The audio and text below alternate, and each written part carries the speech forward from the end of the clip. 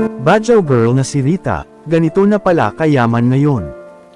Si Rita Gaviola, na mas kilalang bilang si Baguio girl, ay nagpapatuloy sa kanyang matagumpay na pagbabago sa buhay mula sa pagiging isang batang namamalimos sa kalsada, patungo sa pagiging isang ganap na content creator, negosyante at pamilyadong babae. Nitong August 2026, ipinagmalaki niya ang isa sa kanyang pinakamalaking milestone, ang pagkakaroon ng sariling tahanan. Ayon kay Rita, malaking pasasalamat niya na may ligtas na silong na ang kanyang pamilya, lalo na't dati silang nagtitiyaga sa silang bubong tuwing uulan.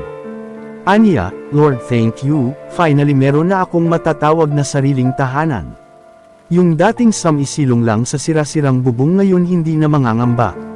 Umaapaw ang pagbati, paghanga at suporta mula sa mga netizens para kay Rita Gaviola matapos niyang ipasilip ang kanyang bagong townhouse. Maraming netizen sa mga post ang todo bogsong pumuri sa kanila ng kanyang asawa.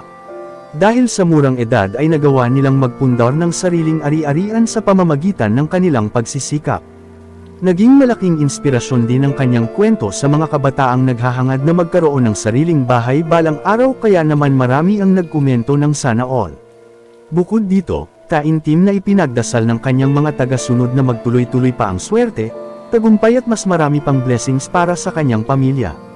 Samantala, bagamat hinaharap niya ang mga kritiko noon unang bahagi ng taon patungkol sa lumang bahay ng kanyang mga magulang, idiniin niya na hindi automatikong milyonaryo ang isang sikat na vlogger, ngunit palagi niyang inuuna ang kapakanan ng kanyang mga mahal sa buhay, upang matustusan ang kanilang pangangailangan. Pinasok din niya ang online business at live selling bukod sa kanyang karaniwang vlogging at paminsan-minsang showbiz project.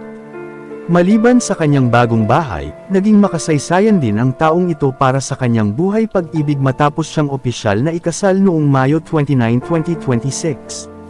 Sa kanyang longtime partner na si Jeric Ong sa isang emosyonal na church wedding sa Quezon City. Sa ngayon, masaya niyang ginagampanan ang pagiging isang ganap na ina sa kanyang panganay na anak.